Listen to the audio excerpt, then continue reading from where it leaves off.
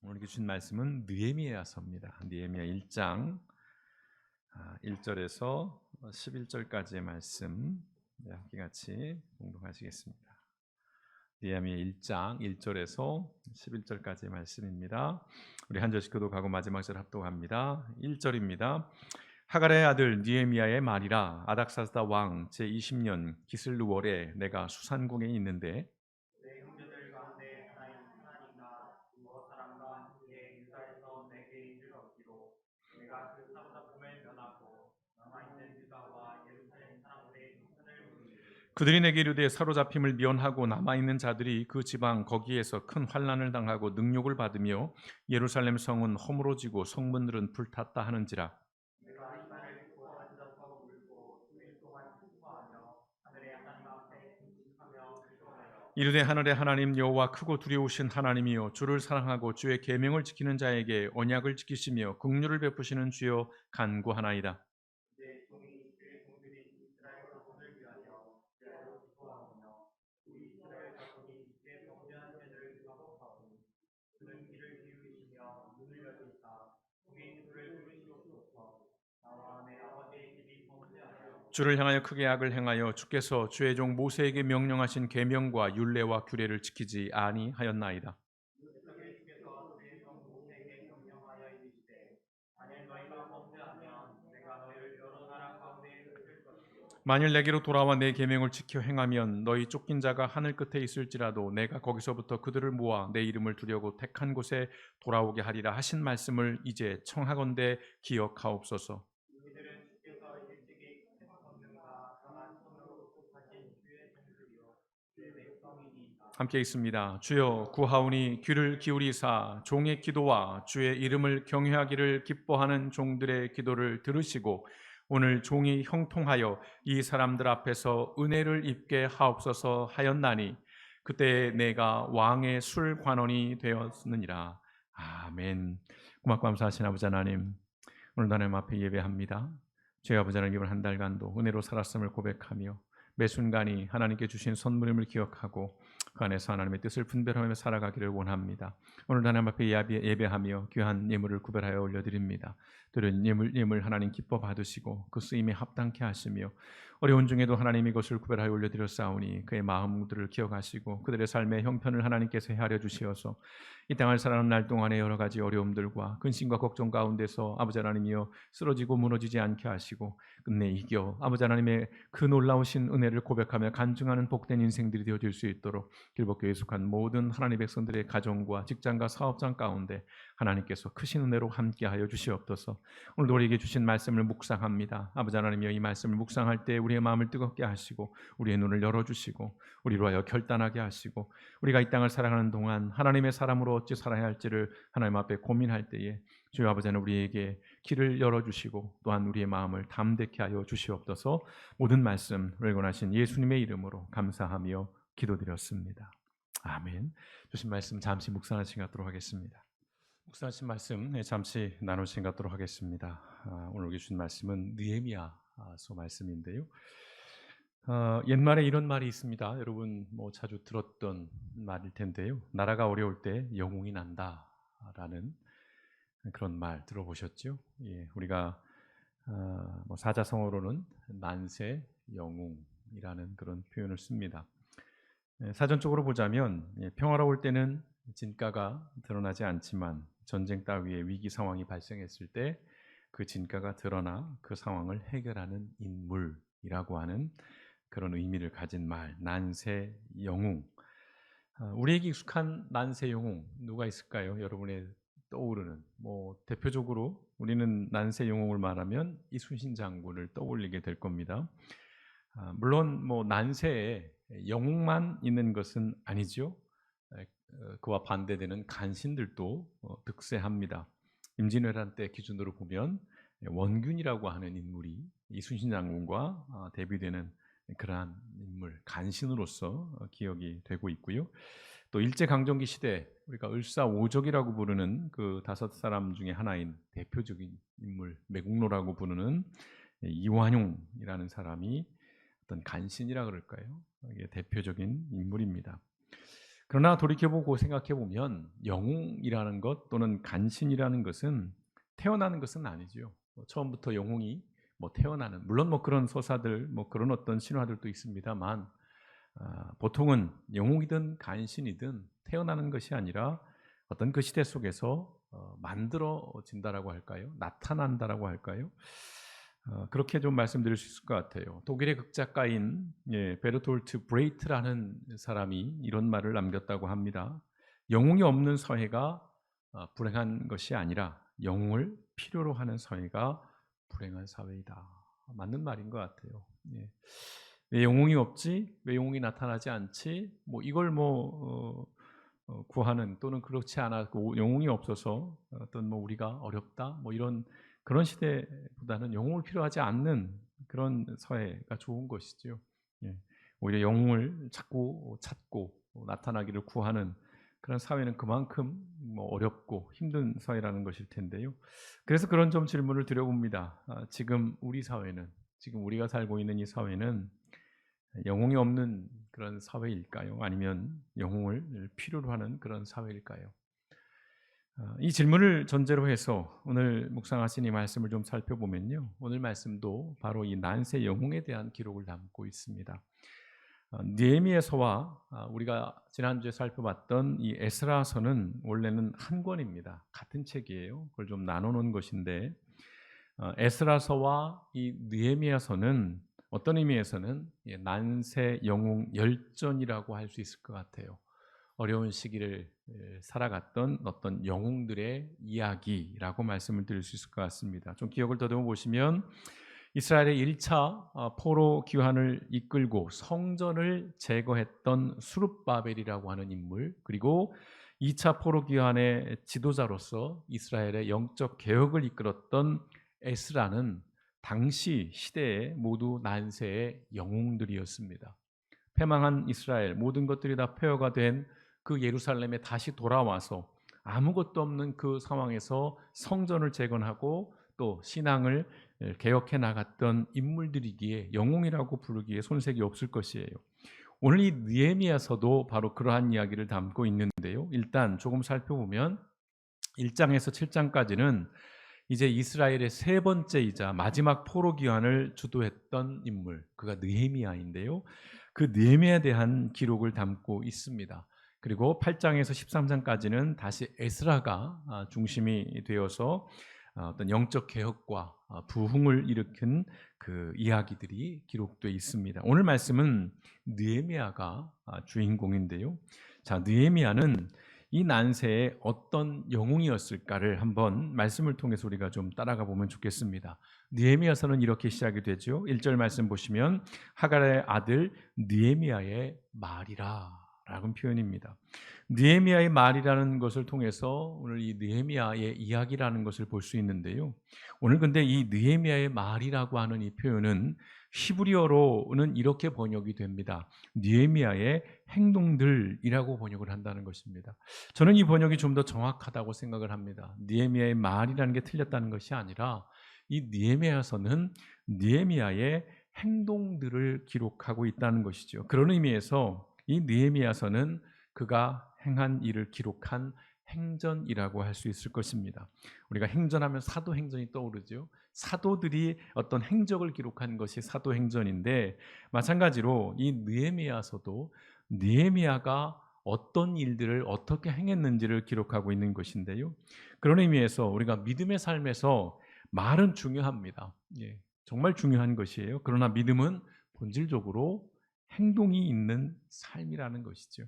하나님을 믿는다는 것은 그런 의미에서 어떤 정신 수련이나 어떤 교양을 함량하는 그런 차원이 아니라는 것입니다. 오히려 하나님의 뜻을 따르기로 결단하고 실제로 따르는 삶, 그것이 바로 믿음의 본질이라는 것인데, 느헤미야가 그렇게 살았다는 것입니다. 그래서 역사가들은 이 느헤미야를 행동의 사람이라고 하는 별칭을 붙여줬어요. 행동의 사람. 자, 왜 그런 평가를 받게 되었는지 성경을 통해서 계속 좀 확인해 보겠습니다. 1절은 이렇게 계속 이어집니다. 아닥사스다 왕 제20년 기슬르월에 내가 수산궁에 있는데 라는 말씀으로 이어집니다. 자, 느헤미야는 어떤 인물이냐? 페르시아에 살고 있는 인물입니다. 유대인이에요. 그런데 그가 아닥사스다 왕의 술 맡은 관원입니다. 1절에는 없지만 11절에 그가 마지막에 자신의 신분을 고백하죠. 그때 내가 왕의 술 관원이 되었느니라. 술 맡은 관원. 뭐 우리가 사극을 볼 때 기미상궁이라고 표현하죠. 왕의 음식을 먹을 때 미리 먼저 먹어보고 음료를 먹을 때 먼저 마셔보는 이 술 맡은 관원, 우리가 요셉을 또 떠올리게 되는데요. 자, 어떤 자리입니까? 왕의 술 맡은 관원이라는 자리가 자, 왕의 절대적인 지지를 받는 자리예요. 신뢰를 얻는 자리입니다. 그렇잖아요. 그 독이 타 있을지도 모르는 걸 먼저 먹어봄으로써 죽을 수도 있는 왕을 위해서 기꺼이 목숨을 내어놓은 그 사람이기에 왕의 절대적인 신뢰를 받는 자리예요. 그렇다면 또 어떤 의미가 있습니까? 영향력이 크다는 거예요. 힘이 있다는 것이죠. 그리고 또 어떤 의미가 있어요? 편안한 생활이 보장되어 있다는 것입니다. 자, 그런 생활을 하고 있던 사람이에요. 특별히 수산궁에 있었다라고 하는데 수산궁이 뭐냐면 당시에 페르시아 왕들이 여름에 별장으로 쓰던 왕궁입니다. 생각해 보세요. 별장이에요. 여름 휴양지입니다. 아주 좋은 곳에 그가 머물고 있었다는 것입니다. 자, 그러던 어느 날 예루살렘에서 온 사람들에게서 하나의 소식을 듣게 되는데 그 소식이 뭐냐면 이 소식입니다. 2절과 3절로 이어지는 말씀인데 같이 읽어볼까요? 시작. 내 형제들 가운데 하나인 하나니가 두어 사람과 함께 유다에서 내게 이르렀기로 내가 그 사로잡힘을 면하고 남아있는 유다와 예루살렘 사람들의 형편을 물은즉 그들이 내게 이르되 사로잡힘을 면하고 남아있는 자들이 그 지방 거기에서 큰 환난을 당하고 능욕을 받으며 예루살렘 성은 허물어지고 성문들은 불탔다 하는지라. 어떤 소식이에요? 예루살렘이 여전히 황폐화되어 있고 허물어져 있는 아주 폐허로 남아있다라고 하는 그런 소식을 듣게 됩니다. 1차, 2차 귀환을 통해서 사실은 예루살렘을 그 성을 복구하고 재건하려고 하는 일들이 있었어요. 그런데 번번이 실패하게 되고 또 그나마 지었던 것들도 허물어지게 되는 이게 쉽게 복원이 되지 않는 그런 상황들이었어요. 느헤미야가 예루살렘의 그러한 소식을 듣습니다. 그런데 이 소식이 그의 인생을 완전히 바꿔버리죠. 오늘 4절 말씀 이렇죠. 어떻게 반응합니까? 나는 이 말을 듣고 주저앉아 울다가 며칠 동안 슬퍼하고 금식하며 하나님께 이렇게 기도하였다. 일단 자 듣고 울어요. 상심한 마음을 갖는 것이죠. 그들과 동일시합니다. 그리고 슬퍼해요. 그리고 곡기를 끊습니다. 금식을 해요. 그리고 하나님께 기도한다는 것입니다. 앞서 말씀드렸어요. 느헤미야가 지금 어떤 삶을 살고 있다고요? 페르시아 제국의 관리로 부족함도 모자람도 불편함도 없는 삶을 살고 있어요. 1600km가 떨어져 있습니다. 단순 계산해도 무시할 수 있어요. 충분히 남의 일로 여길 수 있었지만 느헤미야는 그렇게 하지 않았다는 거예요. 자기의 일로 여깁니다. 느헤미야는 예루살렘의 그 상황과 살아남은 자들에 대해 깊은 관심과 연민을 드러내는 것입니다. 이것이 그가 행동의 사람인 첫 번째 이유인 것이에요. 우리가 무언가를 행함이 있다, 행동하는 삶을 산다라고 할 때 가장 중요한 것은 타인의 어떤 또는 내 공동체의 현실과 그 상황에 대해서 무심하지 않는 것. 여기로부터 행동이 시작되는 겁니다. 느헤미야가 그랬다는 거예요. 타인의 삶과 현실에 대해 무심하지 않았습니다. 느헤미야는 하나님의 심장을 가지고 있었어요. 하나님의 마음을 가지고 있었습니다. 그러니까 그가 기도하는데요. 그의 기도는 이렇게 드려집니다. 이 기도는 성경에 등장하는 기도 가운데서도 가장 모범적인 기도로 평가를 받습니다. 기도의 가장 어떤 스탠다드, 교범과도 같은 그런 기도로 평가를 받고 있는데요. 그래서 긴 기도지만 함께 좀 찬찬히 살펴보겠습니다. 자, 일단 5절 11절입니다. 한번 여러분 눈으로 보십시오. 하늘의 하나님 여호와여, 크고 두려우신 하나님이시여, 주를 사랑하고 주의 명령을 지키는 자에게 주는 약속을 지키시고 자비를 베푸시는 분이십니다. 하나님이 어떤 분인가를 정확하게 인지하고 기도하고 있습니다. 자, 여호와여, 내가 주의 종들인 이스라엘 백성들을 위해 밤낮으로 부르짖는 기도에 귀를 기울이시고 들으소서. 하나님 앞에 간청을 합니다. 그리고 뭐라고 말해요? 나와 내 백성이 주께 범죄한 것을 고백합니다. 좀 뜬금없죠? 갑자기 범죄, 내가 죄인이라는 것을 고백하는 거예요. 자, 기도는 이런 것입니다. 지금 느헤미야는 하나님, 저들의 죄를 용서해 주세요. 저들이 나쁜 짓을 해서 지금 어렵게 됐지만 그러나 하나님 용서해 주세요. 이렇게 기도하는 것도 참 대단한 것인데 동일시하는 거예요. 자기 민족의 그 죄악, 자기의 나라가 범죄한 것에 대해서 나도 책임이 있다, 나도 죄인이다라는 걸 얘기하는 거예요. 그러면서 뭐라고 얘기합니까? 우리는 주 앞에서 악을 행하고, 공동체의 기도는 이런 것이에요. 우리는 이잖아요. 주의 명령에 불순종하였으며 주의 종 모세를 통해 우리에게 주신 법과 규정을 지키지 않았습니다. 모세와 맺은 그 언약의 그 약속을 지키지 않았다는 거예요. 뭐였어요? 주께서는 주의 종 모세에게 이렇게 말씀하셨습니다. 만일 너희가 범죄하면 내가 너희를 세계 각처에 흩어버릴 것이다. 그러나 너희가 나에게 돌아와 내 명령에 순종하면 너희가 비록 멀리 포로로 잡혀가 있을지라도 내가 경배를 받으려고 택한 곳으로 너희를 다시 불러 모을 것이다. 이게 성경에 기록되어 있는 내용이잖아요. 우리가 이미 앞서서 출애굽기 또 여호수아 계속해서 살펴보던 그 율법, 그 언약에 대한 내용들을 계속해서 우리가 복기를 했을 때 느헤미야는요, 하나님의 말씀을 알고 있었던 사람이에요. 우리식으로 표현하면 성경을 읽은 사람이고 그 성경의 내용이 깊이 그가 빠져 있는 사람입니다. 이해하고 인지하고 있던 사람이에요. 그 언약을 정확하게 이야기를 하는 것입니다. 이 기도가 모범이라고 하는 이유 중에 하나가, 대표적인 것이 뭐냐면, 기도는 하나님의 말씀을 근거로 했을 때 드려지는 기도가 가장 하나님이 들으시고 응답하시는 기도라는 것입니다. 그냥 내 푸념을 얘기하는 게 아니고 내 어떤 마음을, 내 어떤 욕망을 드러내는 것이 아니라 정확하게 하나님이 우리에게 이렇게 말씀하셨잖아요. 하나님이 이렇게 약속하셨잖아요. 그럼 하나님은 꼼짝 못하는 거죠. 말씀을 근거로 해서 지금 느헤미야가 하나님 앞에 간구하고 있는 것입니다. 자, 어떻게 이어집니까? 여호와여, 이제 주께서 하신 이 말씀을 기억하옵소서. 하나님 우리에게 이렇게 약속하셨잖아요. 그러니까 하나님 기억해 주십시오 라고 간구하는 거예요. 우린 다 주의 종들이며 주께서 큰 능력과 힘으로 구원하신 주의 백성들입니다. 무슨 얘기예요? 하나님 기억하십시오. 우리는 범죄했지만 그러나 하나님의 택한 백성입니다. 하나님 만드셨고 하나님이 지으신 하나님의 자녀들입니다라고 지금 하나님 앞에 가장 약한 부분을 막 찌르는 거예요. 여호와여, 이 종의 기도와 주의 이름을 높이고자 하는 종들의 기도를 들으소서. 기도의 목적이 드러나는 거예요. 내 욕망을 성취하려고 기도하는 게 아닙니다. 하나님의 이름을 높이고자 하는 기도라는 것, 하나님께 영광 돌리기 위한 그런 기도라는 것이에요. 그러니까 들어달라는 것입니다. 그러면서 뭐라고 얘기합니까? 이제 주께서 이 종을 도우셔서 황제의 은혜를 입게 하소서. 페르시아 왕 아닥사스다 왕의 은혜를 입게 해달라는 거예요. 왜냐하면 그가 계획을 가지고 있으니까요. 그건 조금 이따 살펴보고요. 자, 느헤미야는 울며 금식하며 하늘의 하나님께 이렇게 기도했습니다. 그저 하소연한 것 아니고요. 그저 남의 일처럼 저 나쁜 놈들 그런 하나님 용서해 주세요, 그렇게 하지 않았습니다. 그리고 그저 자기의 생각을 말한 게 아니라 하나님의 말씀을 근거로 해서 성경 말씀을 가지고 그가 하나님 앞에 나아가고 있는 것입니다. 특별히 모세와 맺은 언약을 근거로 불순종으로 무너지고 깨어진 그 예루살렘이 다시 재건되고 다시 회복될 수 있도록 하나님의 자비와 그 하나님의 긍휼을 느헤미야가 구하고 있는 것입니다. 이것이 그가 행동의 사람인 두 번째 이유인 것입니다. 믿음의 삶에서 기도하는 것은 행동하는 것이에요.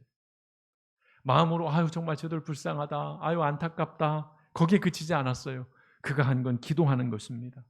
행동의 삶은 기도로 시작이 되는 거예요. 기도가 없는 행동은 자기 의의를 드러내는 자기 주장일 뿐입니다. 여러분이 무언가를 하고 싶고 무언가를 계획했고 또 무언가를 이루려 한다면 여러분 먼저 기도하는 것입니다. 아무리 선한 일일지라도 행함이 먼저 앞서게 되면 결국 자기 의의를 드러내는 거예요. 내가 이렇게 착한 사람이고 내가 이렇게 선한 사람이고 내가 이렇게 희생했고 내가 이렇게 헌신했으니까 나한테 뭐 줘야 되지 않겠어? 당신 나한테 고마워야 되지 않겠어? 당신들이 나한테 어떻게 이렇게 될 수 있어?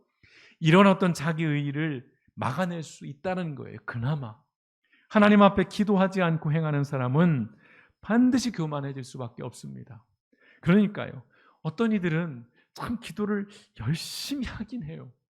그런데 그 교만함이 꺾이지 않는 사람들이 있습니다. 그건 기도의 내용이 문제예요. 기도의 태도가 문제일 수 있다는 것이에요. 우리 냉철하게 좀 돌아볼 필요가 있습니다. 또한 기도하지 않고 행하는 사람은 반드시 변질됩니다. 선한 의도를 가지고 시작했지만 결국은 변질돼요. 그걸로 보상을 받으려 한다거나, 그걸로 다른 사람을 정죄하려고 한다거나, 그걸로 다른 사람들을 어떻게 나와 비교해서 나는 좀 더 높은 사람, 너는 좀 더 나쁜 사람, 뭐 이렇게 되는, 변질된다는 것이죠. 꼭 기억하십시오. 기도는 행동의 첫걸음입니다. 먼저 기도하는 것이에요. 자, 이제 하나님께 기도한 느헤미야가 아닥사스다 왕에게 예루살렘으로 돌아가 성벽을 재건하는 일을 허락해 달라고 간청합니다. 이제 2장에서부터 계속 이어지는 내용들이에요. 왕에게 나아갑니다. 정중하게 나아가요. 그리고 납작 엎드려서 그 왕에게 허락해 줄 것을 구해요. 어떤 일이 벌어집니까? 그 왕은 이 느헤미야의 그 기도를 허락해 줄 뿐만 아니라 성벽 재건을 위해서 물품을 지원해 줘요. 그리고 느헤미야가 안전하게 예루살렘으로 갈 수 있게 군인들도 제공해 줍니다. 자, 예루살렘에 도착을 한 느헤미야는 이제 3일간에 걸쳐서 사전 조사를 합니다. 그가 얼마나 신중하고 꼼꼼한 사람인지를 볼 수 있어요. 자, 그 조사를 마친 후에 백성들 앞에서 이렇게 말합니다. 17절 하반절 말씀에 보시면 2장입니다. 우리가 어떤 두려움에 처해 있는지는 여러분도 잘 아는 사실입니다. 이스라엘 백성들 앞에서 얘기하는 거예요. 예루살렘이 폐허가 되었고 그 성문들은 다 불타버리고 말았습니다. 자, 예루살렘 성벽을 재건하여 더 이상 수치를 당하지 않도록 합시다. 이스라엘 백성들 앞에서 예루살렘 성벽 재건이라고 하는 플랜을 이제 드디어 공표하는 것이에요. 발표하는 것입니다. 그리고 느헤미야는 성벽 재건을 시작합니다. 이것이 그가 행동의 사람인 세 번째 이유예요. 자, 기도만 하지 않았다는 거예요. 기도만 하고 앉아있지 않았다는 것입니다. 느헤미야는 행동했어요. 부족함이 없던 삶을 포기하고 부족한 삶을 그가 선택했다는 것입니다. 그가 고위직에 있었지만 이제 그가 사는 곳은 예루살렘이에요. 그곳에서 그가 좋은 집에서 살았겠습니까? 그가 좋은 음식을 먹으며 지냈겠습니까? 그렇지 않죠. 그는 안정적인 생활을 버리고 불안정한 생활을 자처했어요. 그리고 자신이 가진 그 영향력을 가지고 자신을 위한 안락한 삶을 위해서가 아니라, 자기 가족들만을 위한 삶이 아니라 타인과 공동체를 위한 헌신과 섬김을 위해 그의 영향력, 그의 권력, 그의 권한을 사용하고 있다는 것입니다. 근데요, 느헤미야서를 계속 읽어 나가다 보면 이 성벽 재건의 과정은 순탄하지 않습니다. 일사천리로 이루어지지 않아요. 지역의 유지들의 계속적인 반대가 있습니다. 방해 공작이 있어요. 그것도 잘 안 되니까 이제 죽이려고까지, 살해하려고까지 하는 계획들을 세웁니다. 내부적으로는 어떤 문제들이 벌어졌느냐? 당시에 그 지역에 비교적 돈이 있었던 부유한 유대인들이 있었는데 이 사람들이 무슨 짓을 하냐면 고리대금업을 하는 겁니다. 가난한 사람들을 착취해요. 그리고 돈을 갚지 않으면 그 자녀들을 노예로 팔아버리는 악행을 저지릅니다. 페르시아 사람들이 한 게 아니에요. 같은 민족, 같은 동포, 넓게 보면 같은 가족이라고 할 수 있는 유대인들이 한 짓입니다. 자, 그 일에 대해서 느헤미야가 격분해요. 분노합니다. 반면 느헤미야는 어떤 일을 행합니까? 소위 말하는 녹을 받지 않습니다. 월급을 안 받았다는 거예요. 연봉을 포기합니다. 그가 어떤 인물인가를 여실히 볼 수 있어요. 그런 여러 가지 안팎의 어려움들을 그가 이겨냅니다. 그래서 52일 만에, 아주 짧은 기간 동안에 이 성벽 재건을 완수해냅니다. 여러분, 성벽 재건은 단순한 토목공사가 아니죠. 당시의 성벽은 일단 외부의 적을 막아주는 보호막이에요. 그리고 한 나라로서의 의미 또는 한 나라로서의 기능을 하기 위해서 꼭 필요한 구조물이었다는 것이죠. 그러니까 성벽이 재건되었다는 것은 이제 이스라엘이라고 하는 나라가 다시 재건되었다는 의미를 갖는 거예요. 자존심이 회복되는 그러한 일인 것입니다. 자, 앞서 에스라는 이스라엘 백성들이 그들의 종교적 뿌리로 되돌아가도록 인도를 했어요. 그것은 하나님의 말씀을 다시 배우고 그들에게 가르쳐서 순종하게 하는 그런 일들을 했어요.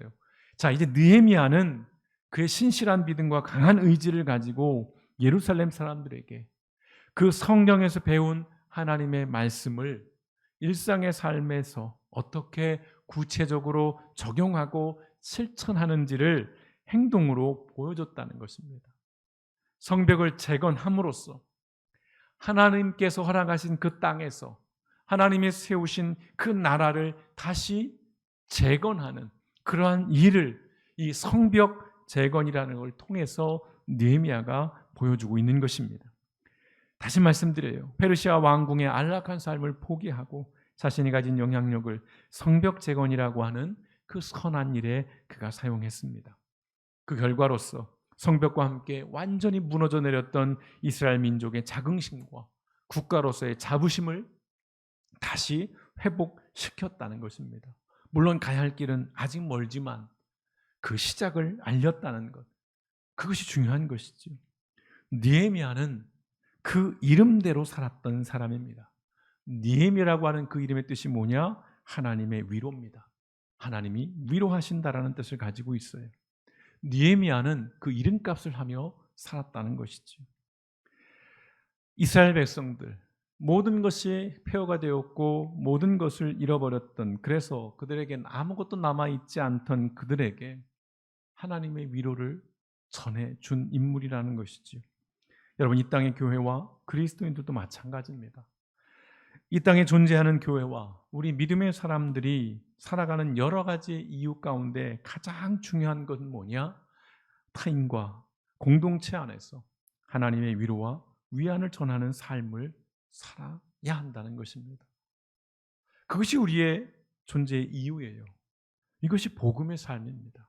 여러분, 복음이라는 것, 좋은 소식이라는 것이잖아요. 그 좋은 소식이 뭡니까? 당신 예수 믿고 죽으면 천국 갈 수 있어. 천국 가면 5층짜리 맨션을 가질 수 있어. 거기에는 온갖 보석들을 가질 수 있어.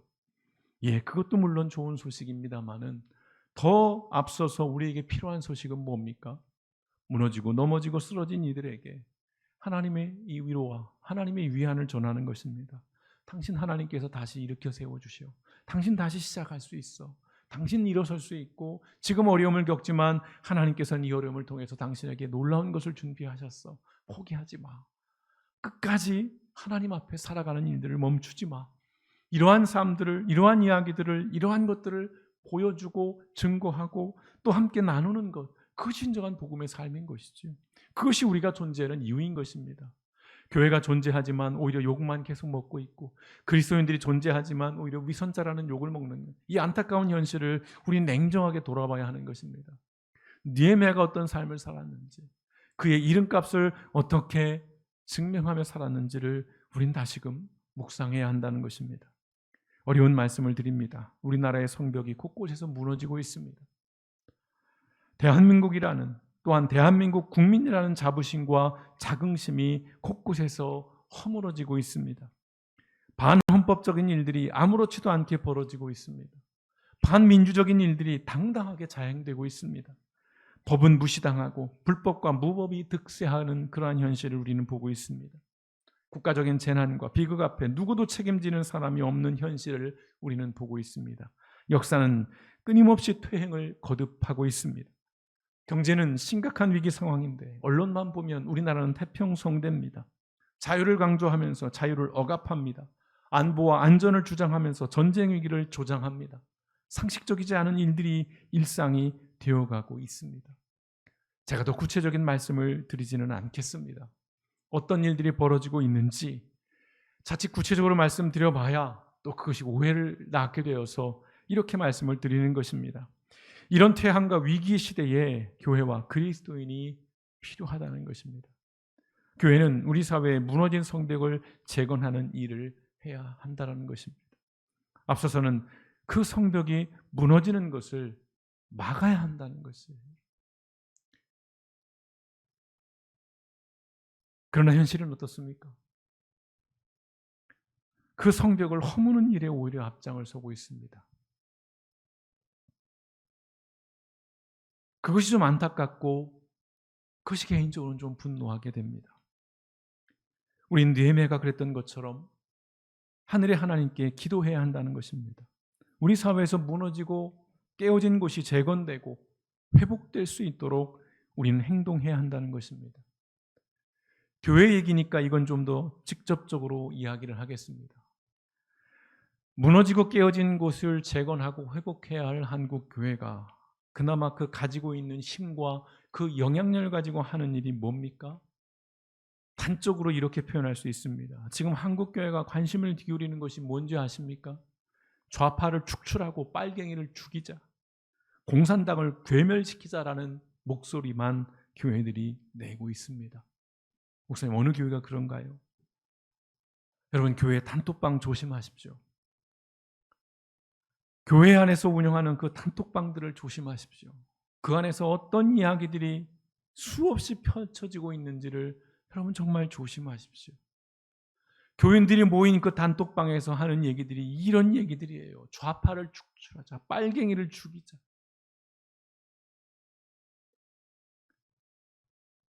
복음이 아닙니다, 여러분.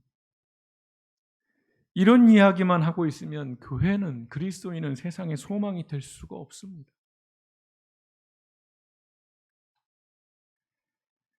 미국의 소설가 프랭크 허버트가 이렇게 말합니다. 지도자들의 실수는 그를 맹목적으로 따르는 자들에 의해 극대화된다. 이건 좌든 우든 마찬가지입니다. 미국 해군 제독 윌리엄 홀씨는 이런 말을 남겼습니다. 세상에 위대한 사람은 없습니다. 오직 평범한 인물들의 위대한 도전이 있을 뿐입니다. 프랑스 작가 로맹 롤랑은 이렇게 말합니다. 영웅이란 자기가 할 수 있는 일을 한 사람이다. 그런데 범인은 그가 할 수 있는 일을 하지 않고 할 수도 없는 일을 바라고만 있다. 오늘 느헤미야는 자신이 할 수 있는 일을 행한 사람입니다. 오늘 느헤미야는 타인과 공동체를 위해서 자신이 가진 역량을 선하게 사용한 사람입니다. 오늘 느헤미야는 자기와 자기의 가족만이 아니라 나라와 민족을 위해서 기꺼이 자신을 희생하고 자신을 내어 놓은 그러한 하나님의 사람입니다. 그래서 우리는 이런 질문을 드립니다. 성도 여러분, 오늘 우리는 그리스도인으로서 지금 우리가 할 수 있는 것은 무엇입니까? 우리는 이러한 고민을 해야 하는 시대를 살고 있습니다. 우리가 그리스도인으로서 무엇을 할 수 있는지, 거창하지 않아도 좋습니다. 대단한 것이 아니어도 좋습니다. 분명한 것은 우리는 무언가를 행해야 하는 그런 시대를 살아가고 있다는 것입니다. 이것이 오늘 하나님께서 이 땅에 교회를 세우시고 이 땅에 많은 그리스도인들을 허락하신 이유인 것입니다. 이번 한 주간 우리가 세상을 바라보면서 하나님의 심장을 가지고 우리가 이 시대에 그리스도인으로서 교회로서 우리가 해야 할 일들이 무엇인지를 찾아보면서 내가 살아가는 내 삶의 자리에서 하늘의 하나님 앞에 울며 탄식하며 기도하고 또 그 기도가 우리의 삶을 통해 행함으로 드러날 수 있는 그러한 믿음의 삶을 살아가시는 저 여러분, 우리 길법교회 모든 성도님 되시기를 주님의 이름으로 축원드립니다. 함께 기도하시겠습니다.